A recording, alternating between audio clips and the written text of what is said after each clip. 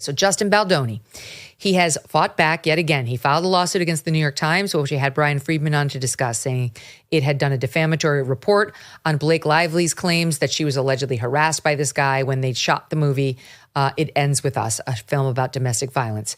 In that claim, they said the Times distorted the truth. They did not report text messages which were full and complete, which showed a very different meaning than the snippets that Blake Lively put in her complaint. And that what in fact happened was Justin didn't harass Blake. Blake was interested in wresting control of this movie away from Justin, who was the director and the producer. She was just an actress in it, and used threats and coercion and bullying to do it.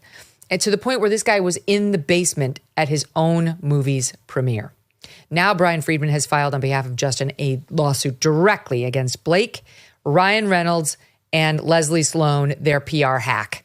And they're alleging not only did our PR team not hurt Blake or generate a campaign against Blake or do anything to hurt Blake in last August when she came under negative press. That was organic because of her own bad behavior.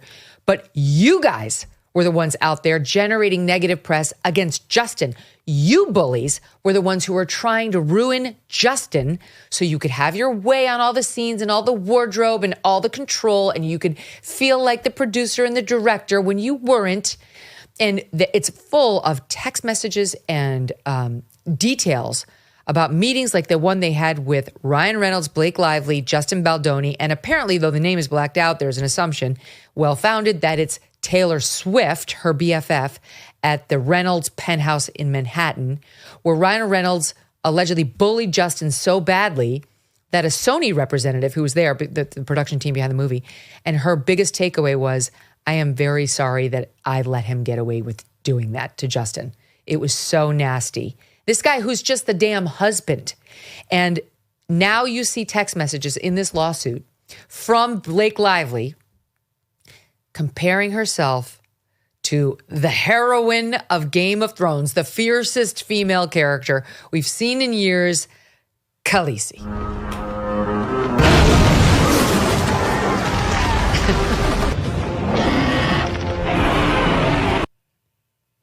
That's her riding her dragon. She's the mother of dragons in Game of Thrones. And that's what Blake Lively says in a text message, that she too has her dragons, Ryan Reynolds and Taylor Swift. That's, again, believed to be the other person. And that they are powerful advocates for her. And while it seems to be said like, I'm so lucky that I have them as great storytellers to help me rewrite the script, what Brian Friedman alleges is, you'll go along or I'll unleash my dragons on you, you loser who no one's ever heard of. This lawsuit is incredible. It has it all. I can't believe neither side is like giving in. They're like digging in further. It feels like a very twisted rom-com to me. Like the hatred on both sides is so intense. It makes you wonder if there was like a deep attraction, that whether it was consummated or not. Oh, that's like very interesting. You can, like, if somebody sort of really is doing something that's like aggravating or trying to get in your way professionally, whatever, if you don't really care about them, you just try to get around them. Yes. You don't try to go through them or like work it out with them. You have your assistant or your agent deal with it if you're in Hollywood. Yeah, you just, whatever. But like these two are like in it. They are in it. And it's like, I think it's extremely strange. I want to know more about the presence of Taylor Swift, who sort of leads this like mean girl clique. There was a thing happening over the summer that the Daily Mail reported on where there were other female artists such as Billie Eilish who were releasing albums in the sort of tailwinds of her last release. I forget what it was called. I'm just so oversaturated with Taylor Swift. Same. But anyway, she was manipulating all of her new releases to keep these women from hitting number one. It was just a ploy to keep them from, and Billie Eilish's people were like, that's what's happening. That's what's happening.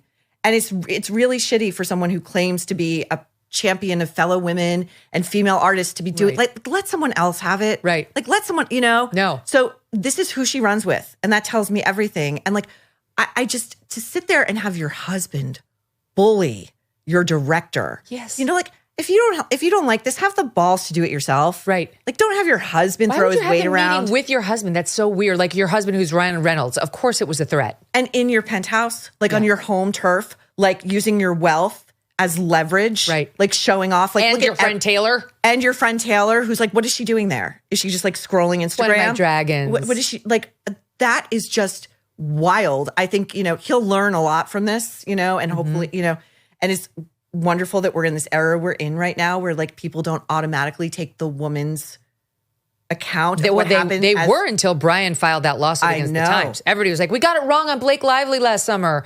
That was not an organic negative press experience. Like that was, and they're wrong. There was plenty of organic negative press about Blake Lively last summer that there's been absolutely no proof any of it originated with Justin. My favorite part of what I've read of this suit so far is that Blake Lively did not even read the book that the movie was based on. Correct. And we're not talking War and Peace. This is a book that's probably written at a second grade reading level. Yeah. And then she wanted to, ixnayed all of the wardrobe choices because when you're making a movie about a poor woman who's suffering from domestic violence, you want her to look like she has money. Right. That Blake said. That's what she did. She looks like she has money. Yep. And she's dressing in florals. And then she's going on this press tour, pushing her liquor line and her hair care line, because that's what women who are trying to escape with their lives are worried about. That's what generated her negative press and led to a series of clips of her being insensitive in one way, shape, or form with other interviewers in the past. She has no one to blame but herself for that. It's like even if he did orchestrate this campaign, and there's been zero proof he did. In fact, there's proof to the contrary. So what? You provided the clips. You did it. Right. It's like nobody made you berate that young woman who said, "Oh, your little bump is cute," when she was 8 months pregnant, and then she takes a shot at her like, "Oh, so's your baby bump," to a non-pregnant interviewer who's basically just trying to acknowledge the obvious in the interview and just establish a little rapport, just a little friendly rapport. Like, is that too much to do? Like, this is part of why you're getting paid millions and millions of dollars. The press tour is part of that pay package. Right. You have to show up with a smile on your face and be polite to people who are not lobbing, difficult questions at you. They're softballs. I have to say my favorite actress, the person who I think handles almost all of these things perfectly, is Kate Winslet. I just think she does very well in these interviews. Like, she seems real to me. She seems honest. She's self-deprecating. I just like, she's not perfect either, but I just feel like more times than not, she gets it right as opposed to like trying to puff herself up. Right. It's kind of being self-deprecating usually. The Brits are great at that. Yeah. Anyway, she could take a lesson. This is just posted to your publication, the Daily Mail, a few minutes ago. Taylor is proud of the film because her music was featured in it, which gave her a sense of involvement, though she wasn't fully aware of the extent of the project's developments. I guess it's her rep said, quote, "She is confused by the claims in the suit, as her connection to Blake is purely a friendship with no interest in influencing or controlling Blake's projects," end quote. The source insisted, okay, so it's not unnamed, but the source insisted that Taylor did not purposefully plan to be there during the meeting, but it sounds like an admission she was there. Instead, they said she was simply coming over to hang out with her pal, but arrived while the meeting, which was supposed to have been wrapped up, was still going. Okay, so she was at the meeting, and, they're saying that she was being presented implicitly by Blake as her other dragon, right, her threat. But to your point about the alleged sexual tension between these two, if you look at the full complaint, there are texts between them like that go on and on about their connection and how he really likes her. He loves this version of her, but he loves the other version of her too, at 11 o'clock at night. And I'm telling you, it's felt flirty to me. Yeah. I'm like, I don't generally text with other men, even men I work with, at 11 o'clock at night, unless there's breaking news. It's my executive producer, and I'm like, I need to get on a plane. Right. And it's not like, how I love this version of you. You're really speaking to me today. That is weird. He's laughing in my ear right now. So, there could be a situation where that's what upset Ryan Reynolds so much. Oh, that's a great. Yep. Because what they were saying is, you fat shamed my wife. And that's another thing they allege in the Brian Friedman lawsuit, that That's what they put out, that he fat shamed her because he allegedly went to her trainer to ask how much she weighed. Because he had to lift her in a scene. Yes. And they write about how he's got this debilitating disc condition for which he was hospitalized when the movie wrapped. It's not made up. It's real. And he did need to know how much he was going to have to weigh. She lied and said that there was no scene like that. And then they allege here that's because she had it cut. Amazing. There's just so much more to the story, and the media's already like self-flagellating. Oh, we were too mean to Blake.